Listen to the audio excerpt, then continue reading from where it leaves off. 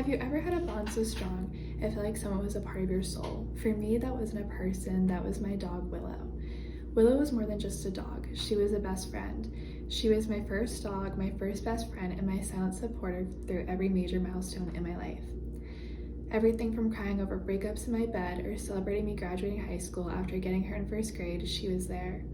My speech objective is to help you understand the impact one animal can have on your life and how long losing them is like saying goodbye to a chapter of yourself. I got Willow when I was in first grade. I remember the day I got to meet her for the very first time.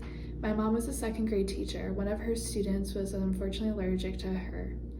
She took the initiative to ask the parent if they were up to my mom adopting Willow. They said yes. She took the initiative to then bring Willow home and introduce us.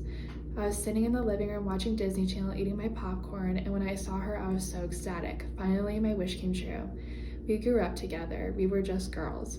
She was there for all my weird phases, sleepless nights, birthdays, riding my bike for the first time, or someone just to listen to me.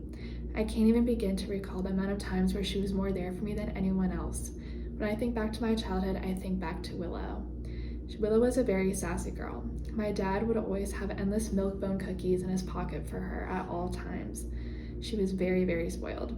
Most days she would have several meals, not because we gave them to her, but because she was able to get them herself. For instance, on my first communion, she ate half of my sheet cake before I even got to cut it. Over the years, she would jump up on my bed and she would nap with me after school for several hours. I made sure on her last day on earth to make sure we had one last time to do that together. This past April, we had to make one of the hardest decisions I've ever had to make. After 12 long, amazing years, we had to make the decision to let her go peacefully and not in pain anymore. Nothing can ever prepare you for the first death in your family, especially when it's someone that you grew up with your whole childhood. For months, even now, my house is haunted by her memory. But I also feel very lucky. I'm fortunate that I was able to experience 12 amazing, long, full years of companionship, unconditional love, and loyalty. That is the kind of bond that changes you. To conclude, I want to go back to what I said earlier. Willow wasn't just a dog, she was part of my story. Willow came into my life when I was only 6 years old.